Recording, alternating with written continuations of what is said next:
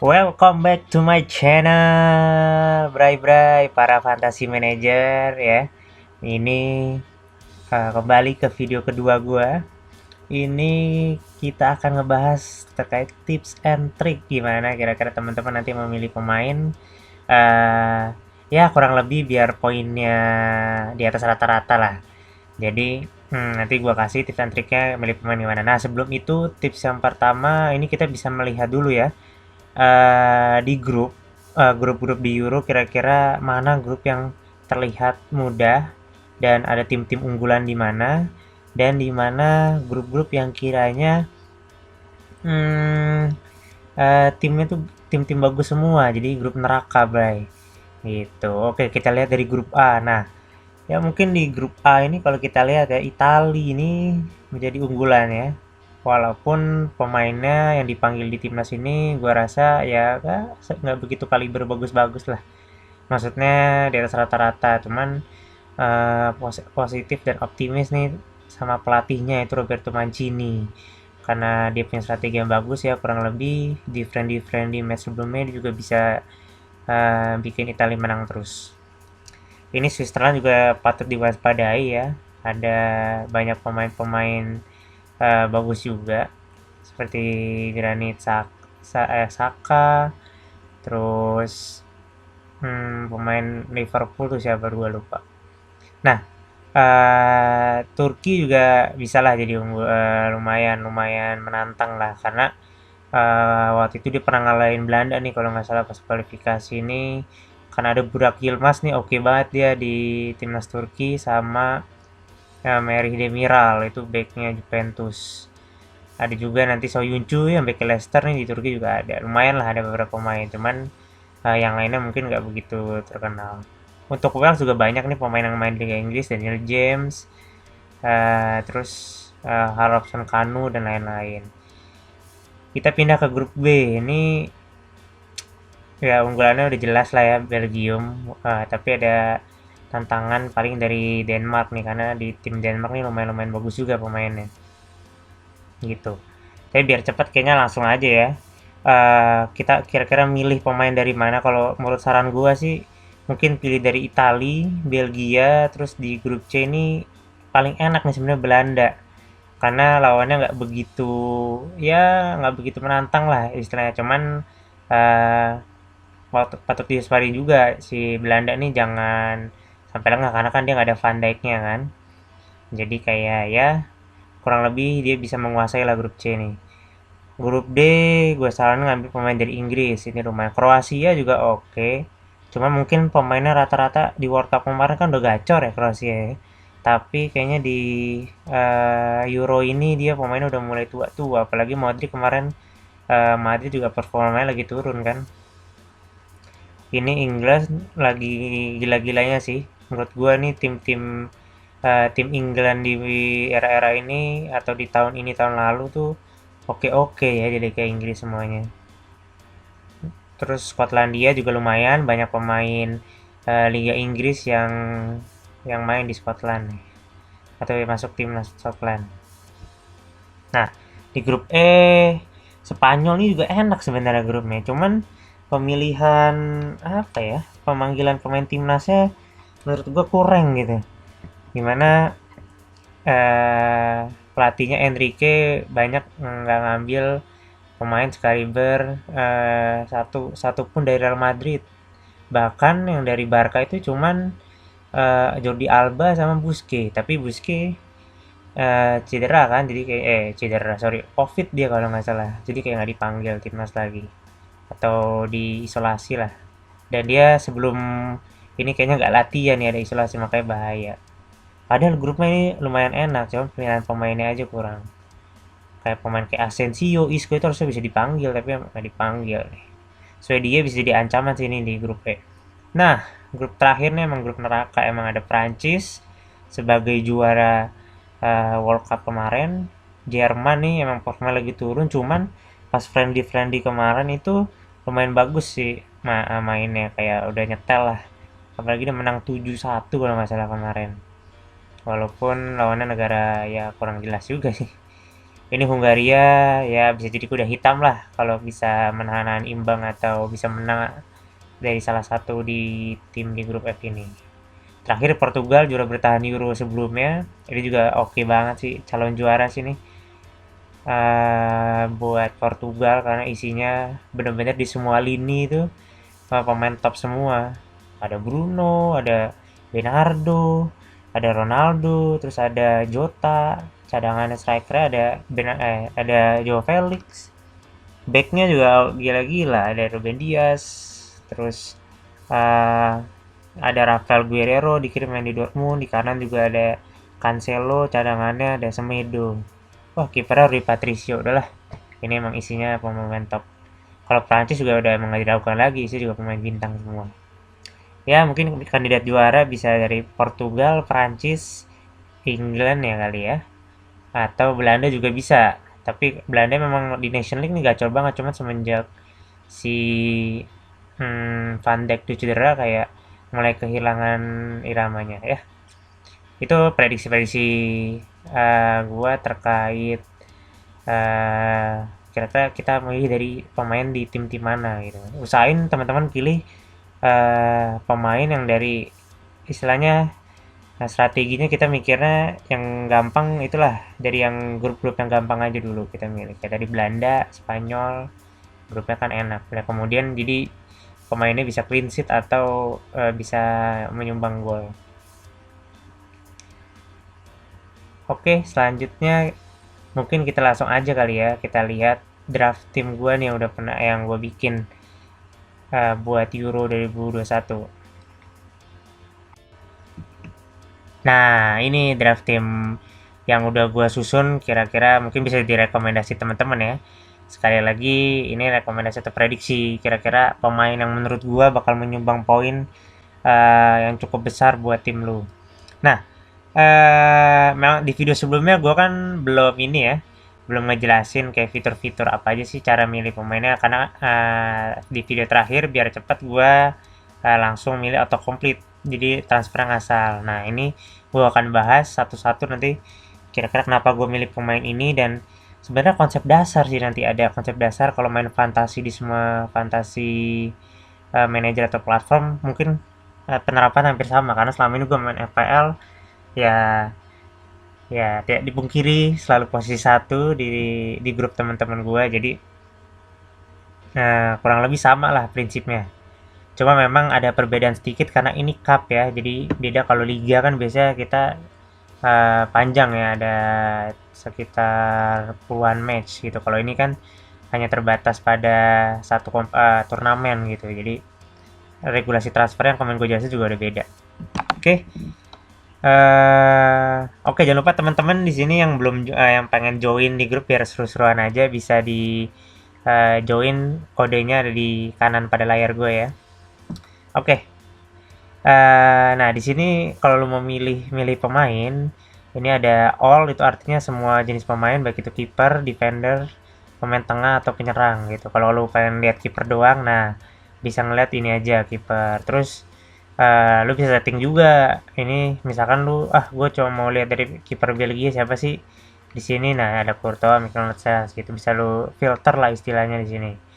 Oh iya, buat teman-teman yang dari HP Android atau iPhone juga bisa sih melalui aplikasi Euro 2020, cuman gue lebih rekomen dari web aja, jadi lu enak buat milih-milih pemain sama ngefilter pemainnya. Gitu. Untuk price juga sebenarnya bisa lu atur. Nanti kalau misalkan lu udah milih-milih pemain, duit lu sisa, nah itu lu bisa ini atur misalkan budget gue tinggal 4 nih misalkan ini gue remove dulu ya. Budget tinggal 4 gitu. Kalau gue cari deh. Gue kurangnya apa tadi back, gue cari back di sini price-nya harganya ya udah maksimal up to 4 aja. Oke, nah udah. Oh ini yang kurang gue midfielder, sorry. Midfielder kurang 4, ada El Nego sudah apa kalau ya udah pilih yang mana aja karena ada pilihan terakhir gitu loh. Itu. Nah ini satu lagi filter ini nyari recommender playlist biasanya ini muncul nanti kalau udah maksudnya lebih berguna kalau udah ada game atau udah pernah match di turnamen ini gitu. Nah, status ini kalau pokoknya di samping pemain ada gambar ini kotak medis tuh injured. Kalau ini suspend kan karena kartu merah ya atau karena kartu kuning akumulasi. Gitu. Oke, pokoknya banyak lah Virtu lu bisa ngeriset ngatur sendiri. Tapi menurut gua yang filter-filter yang must pick captain ini lebih berguna nanti kalau udah main karena saat ini statusnya kan masih pada nol semua gitu kayak budget forward atau differential diamond apa penalty take potential penalty taker. Oh, kalau ini bisa sih ini. Sorry ini di awal ini berguna sih. Jadi kira-kira ngambil set piece penalty siapa gitu. Ini yang pemain-pemain rekomendasi. Terus yang banyak menjadi kapten gitu. Yang maksud gua tadi kurang berempat yang short ini total points, match week point, price ini assist, berapa golnya ini lebih berguna kalau udah ada satu game gitu. Jadi kita bisa lihat udah gol yang udah digolin berapa. Ini kan masih nol semua. Gitu. Total points juga. Sementara kita selected by. Kalau selected by ini jadi dari seluruh pemain FPL si Lukaku ini dipilih 47 orang gitu. Ini juga bisa jadi rekomendasi teman-teman buat milih pemain sih gitu. Tapi ini paling berguna juga sih menurut gua nih. Ini jadi mana pemain yang paling sering ditransfer dalam jangka waktu 24 jam. Terus budget forward gitu yang penyerang kualitasnya bagus cuman harganya ya so-so lah nggak begitu mahal banget. Itu budget midfielder kira-kira siapa Mason Mount gitu. Oke, sekarang lanjut ke strategi gimana lu milih pemain gitu. Kalau dari gua Stepman Fantasy Manager itu gue selalu pakai 3 back. Kenapa? Karena satu gue ngurangin resiko kalau kejebolan atau kartu kuning gitu. Kadang kan back itu sering bikin pelanggaran ya. Kalau enggak dia kartu kuning, kartu merah atau uh, bisa juga kejebolan gitu. Kalau kejebolan dua kan soalnya kita minus. Tapi memang back ada keuntungannya juga kalau dia golin itu pasti poinnya lebih tinggi dibandingkan midfielder atau striker yang golin. Oke, jadi buat teman-teman strateginya nih, yang pertama mulai dari striker ya. Kalau mulai dari striker, karena gue posisinya 3-4-3, jadi nanti yang striker gue nih, gue langsung milih yang kaliber emang bener-bener top recommend aja gitu. Kalau Harry Kane, kenapa gue milih Harry Kane? Udah jelas, dia top scorer Liga Inggris sama top assist juga gitu di Liga Inggris musim ini. Di musim 2020-2021. Jadi emang gacor banget dan dia sama Tottenham itu nggak punya piala ya selama ini. Padahal dia mainnya bagus banget. Nah, mungkin dia di sini maka mainnya ngotot ya di Euro walaupun lawan pertamanya Kroasia. Tapi menurut gue percaya Harry Kane bisa assist atau nggak gol ini orang. Itu buat Harry karena pairingannya juga gokil-gokil. Ada Mason Mount, ada Sterling, terus banyak lah pemain Inggris lainnya. Walaupun penggantinya ada Calvert-Lewin, cuman gue percaya Harry Kane ini starter gitu. Terus gue milih Lukaku. Kenapa gue milih Lukaku? Ya soalnya Belgia tadi kan grupnya lumayan gampang ya, lumayan gampang ditambah hmm, dia di Belgia juga disuapin ya dari walaupun gak ada De Bruyne tapi sekarang ada Torgan Hazard atau Carrasco ya sayapnya, jadi ya dia disuapin lah istilahnya. Lukaku kalau di Belgia lebih gacor dibandingkan di klub karena midfielder Belgia sama maksud gue pemain tengahnya tuh gokil-gokil gitu. Untuk striker yang terakhir yang gue pilih karena kapasitas striker cuma 3 itu Depay. Jadi si Depay ini emang secara timnas Belanda dia kapten juga, terus kalau gol sama assist mungkin lah pasti dalam satu game, makanya gue percaya ini Depay. Nah, sebenarnya dari mana sih gue tahu pemain itu bagus atau apa? Lu bisa lihat aja dari misalkan lu Google nih. Contoh, nah ini gue Google pokoknya International Friendly Match Result. Jadi lu bisa lihat hasil-hasil pertandingan friendly match yang Eropa. So, lu lihat aja, lu pilih pemain Portugal abis main nih lawan Israel gitu. Lu bisa lihat siapa yang ngegolin. Nah, tapi kalau gue nggak cukup sampai sini aja, nggak cukup sampai lihat formasi kayak gimana, tapi gue lihat nanti video highlightnya di YouTube gitu. Gue lihat, wah cara bermainnya kayaknya bagus gitu. Yang highlightnya extend, jadi kayak nggak cuman gol doang gitu. Jadi lu bisa lihat peluang-peluang, oh yang sering bikin peluang mana, jadi lu bisa nilai juga. Atau kalau mau ekstrim, lu bisa nonton langsung aja atau nonton video fullnya gitu. Cuman habisin waktu sih, jadi menurut gua highlight yang extend itu cukup. Ini kayak Bruno nih, gokil juga yang lagi gacor. Kemarin mainnya bagus banget. Bruno sama si Cancelo gitu. Jadi bukan hanya berdasarkan dia ngegolin atau assist, cuman emang kita lihat juga video di YouTube nih kira-kira dia mainnya bagus atau enggak. Tuh. Nah, itulah kenapa dasar gue milih-milih striker ini. Jadi dari cara bermainnya juga bagus nih, Depay, Lukaku, sama Harry Kane. Walaupun Harry Kane di pertemuan terakhir yang main Calvert-Lewin kalau nggak salah. Itu. Nah, mungkin banyak nih ya, mostly milih Ronaldo juga atau Mbappe. Nah, tapi memang si Mbappe ini gue kurang minat karena dia lawan Jerman ya. Jerman walaupun lagi menurun, cuman bisa jadi di Euro ini juga lagi gacor gitu. Prancis juga ada beritanya lah. Lu bisa nambah referensi juga baca-baca berita kayak setahu gua di timnas Prancis ini lagi pada ribut-ribut gitu atau ada masalah ya, baik itu si Giroud sindir-sindiran dulu dengan Benzema sama Mbappe ini sekarang sindir-sindiran sama si Giroud gara-gara Giroud ngasih statement sesuatu lah yang menyinggung ke Mbappe.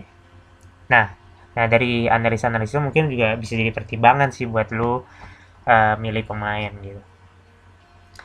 Terus di lini tengah sebenarnya nggak banyak yang terlalu diharapin sih kalau di lini tengah Euro ini karena pas gue cari kayaknya susah banget cari pemain tengah yang bagus di Euro gitu. Nah, eh, kalau pemain tengah gue saranin adalah pokoknya baik itu pemain tengah maupun back, lu cari posisi yang winger atau di sisi sayap gitu. Contohnya kayak misal Alaba nih, Alaba kan besok lawan Makedonia. Gue juga lihat besok dia pertandingan lawan Makedonia. Nah, si Alaba ini eh, kemungkinan dia kan main di sayap ya. Kemungkinan dia bisa assist atau ngegolin gitu dari sayap. Dan dia kan pemain Munchen juga. Oke. Dia bisa ngeboyong Austria lah. Bisa menang lawan si Makedonia yang kuda hitam di Euro 2020 ini. Oke, terus gue milih kalau midfielder itu pemain yang aslinya di dunia nyatanya dia dipasang sebagai striker. Kayak ini si Jota nih. Jota ini kan kalau di Liverpool kalau misalkan formasi 4-3-3 pasti dia jadi wing kiri atau misalnya 4-4-2 dia jadi second strikernya Ronaldo gitu di Portugal. Makanya gue milih Jota oke banget karena di timnas dia sering golin di Liverpool juga oke lah performanya walaupun menit bermainnya dikit gitu. Jadi kenapa gue milih Jota karena gue yakin banget nih besok lawan Hungaria dia posisi pemain tengah tapi dipasang sebagai striker gitu menguntungkan, jadi kemungkinan ngegolinnya besar dan midfielder kan kalau ngegolin juga poinnya lebih banyak kalau nggak salah gitu. Alaba udah jelas winger dan dia harganya affordable ya. Alaba kenapa gue beli 5,5 karena dia harganya cukup affordable 5,5. Terus Barella, nah sebenarnya Itali ya gue bingung sih mau ambil pemain Italia atau enggak, cuman kalau gue lihat dari cara bermainnya Barella nih bagus gitu. Nah tapi kalau ngeliat di pilihan pemain midfielder ini banyak yang milih Chiesa nih kalau dari Italia gitu. Gue nggak tahu ya, memang banyak sih teman-teman dapat referensi dari youtuber-youtuber yang analisis apa luar karena kan kalau kita prediksi kayak gini kan ya tergantung pendapat masing-masing ya, ada subjektif dan objektifnya gitu. Memang banyak teman-teman para fantasy manager juga ngelihat dari analisis analisis berdasarkan historinya, tapi kalau gue sebenarnya lebih lihat cara live langsung mainnya gitu, nggak yang ngeliat statistik kayak wah dia selama ini golin berapa assist berapa gitu, tapi gue ngeliat cara bermainnya juga kayaknya berpeluang lebih berpeluang bikin gol lah atau bikin assist. Nah Barella nih kemarin oke banget pas gue lihat dia friendly match di sebelum Euro nih. Coba kita lihat ya si Itali kemarin lawan siapa dia gitu. Jadi kita bisa ada referensi di sini gitu, atau teman-teman misalnya punya aplikasi di HP apa skor live skor atau apa bisa dilihat situ juga nih. Kita lawan Ceko 4-0 Jadi kita bisa lihat formasinya. Kemarin gue nonton di YouTube-nya juga, Barella nih posisinya di sini nih. Tapi dia suka masuk katanya gini, walaupun memang Immobile sama Insigne gokil banget sih. Insigne juga sebenarnya pilihan bagus. Jadi buat pemain tengah yang dipasang sebagai striker atau wing wing wing kiri dia. Gitu. Makanya gue antara pilihan Barella sama Insigne, cuman pas gue lihat harganya mungkin lebih affordable Barella gitu. Dan di Inter dia juga oke juga sih. Jadi walaupun nggak golin ya minimal dia bisa assist lah. Gitu. Oh ya, sama jangan lupa kalau lu milih pemain, ya at least dia yang ngambil set piece gitu loh. Kayak di PAS tau gue dia ngambil set piece. Terus si Harry Kane juga bisa aja ngambil set piece dia gitu. Terus lanjut gue milih Bruno Fernandes. Nah, kenapa Bruno Fernandes? Sebenarnya sebelum percobaan lawan Israel kemarin ya, si Portugal nih kalau kita lihat, kita back baru aja, ya sebelumnya kan dia si Portugal lawan Spanyol tuh, ya kan? Sebelumnya Portugal lawan Spanyol dan itu Portugal, nah ini dia sorry. Portugal nih kayak seri aja 0-0 gitu dan Bruno nggak dipasang sebagai inti gitu. Dia lebih si Paulo Bento milih Joao Felix gitu. Tapi Paulo Bento sorry Fernandes da Costa Santos. Nah Bruno di cadangan. Tadi gue yakin kenapa sih Bruno di Portugal dicadangin gitu. Nah tapi pas kemarin lawan Israel doi inti dan posisinya 4-3-3, wah gacor banget. Gue rasa nih posisi final Portugal sih buat Euro. Dan besok lawan Hungaria gue rasa lebih gacor lagi pas game pertama di Euro. Game pertama Portugal maksud gue. Nah nih, Bruno di belakang Ronaldo lebih oke dibandingkan Felix kemarin gitu. Walaupun lawannya Israel ya, dan dia 2 gol juga golnya gila-gila. Gitu. Nah si Jota ini juga suka nyamber-nyamber kalau ada free kick atau corner gitu. Itulah kenapa gue milih Bruno. Nah untuk backnya, kalau back jadi kalau prinsip gue ya, jadi nggak terlalu mahal-mahal. Kalau di FPL juga gue nyarinya backnya nggak mahal-mahal. Walaupun ada satu lah paling yang mahal. Gitu. Tadinya gue mau ngambil De Ligt gitu, karena Belanda kurang lebih lawannya enak nih kalau kita buka Depay. Ini sebenarnya bisa kita lihat di pencet. Nah tuh kita lihat match D1 dia lawan Ukraina, match D2 lawan Austria, terus Makedonia. Kemungkinan clean sheet-nya ada gitu, tapi kemarin De Ligt kayaknya belum main gitu. Nggak tahu yang dimainin bukan De Ligt gitu. Coba kalau kita lihat defender ya kan, terus kita lihat dari Belanda kira-kira paling banyak siapa nih yang milih pemain dari Belanda tapi back. Kalau De Vries kan Indenau, Wijnaldum nih juga banyak, cuman gue rasa dia nggak terlalu berpengaruh di tim Wijnaldum, atau nggak tahu juga bakal main atau enggak gitu, karena kadang main kadang enggak. Middle lumayan juga 37%, harganya 5,5 sama kayak Kastanya, tapi gue lebih milih Kastanya karena si Kastanya ini back tapi dipasang jadi midfielder atau midfielder right di kanan dia, jadi kemungkinan dia bisa assist atau bisa ngagolin gitu. Jadi gue percaya nih Kastanya. Terus Pau Torres ini juga, Pau Torres ya di Spanyol, karena kalau kita lihat ya besok dia si Spanyol lawan Swedia, walaupun menantang tapi gue rasa Spanyol bisa mengatasi lah Luis Enrique. Nah dan Pau Torres ini juga gacor banget di Villarreal kemarin kan, yang bikin menang lawan MU juga dia. Si Pau Torres menang Europa League bersama Villarreal. Terus back yang terakhir nih gue pilih si Hoki Maeli, si Maeli nih, Maeli. Susah amat bahasanya ya. Nah, ini dari Denmark. Ini pemain Atlanta, Bor. Jadi si Maeli ini Maeli orang Medan ini yang itu ya. Yang yang di Instagram itu ya. Bukan, sorry canda. Baru cucu.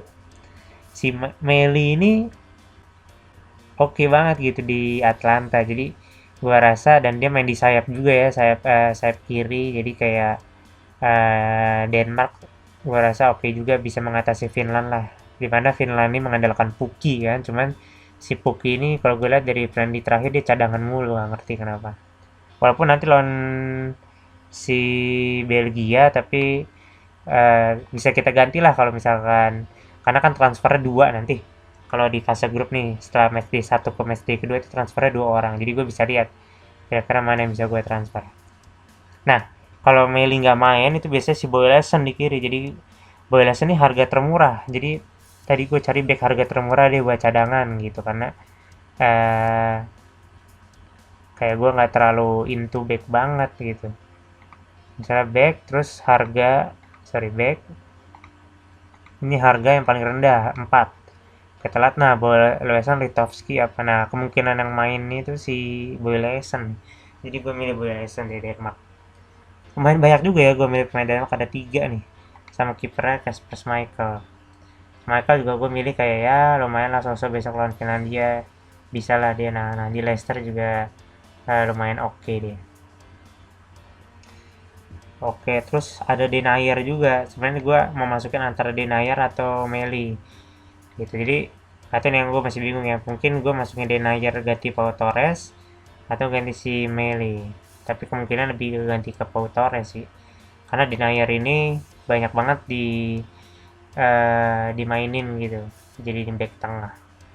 Walaupun ada Vertonghen sama Alderweireld itu dipasang 3 back si Belgia. Jadi di tandem di tengah nih si Denayer nih. Dengan harga murah segini buat milih back oke lah. Jadi back sebenarnya gue targetin di bawah 5, cuman si Kastanya ini karena dijadiin wing oke lah gitu. Nah sebenarnya defender gue juga mau Ruben Dias nih, cuman harganya wah nambah 6 gitu, atau Cancelo. Cancelo kan dia di saat pemain juga golin di friendly lawan Israel, jadi kayak sayang aja untuk pick harga 6 gitu. Atau tadinya gue juga pengen backnya itu dari Jerman, itu Robin Gosens. Gosens mainnya bagus banget, cuman besok lawan Prancis jadi gambling. Jadi kurang lebih kalau game pertama ini gue lebih cari aman kali ya, berai-berai nih para fantasy manager gitu. Yang terakhir gue milih Sudakov karena ya ini pemain tengah, dan kalau gue lihat juga dia sering jadi pemain pengganti sih. Jadi walaupun nanti jelek apa ada yang nggak main, dia bisa gantiin ya, at least dapat 1 poin lah, karena kan kalau dia masuk sebagai pemain pengganti 1 gitu.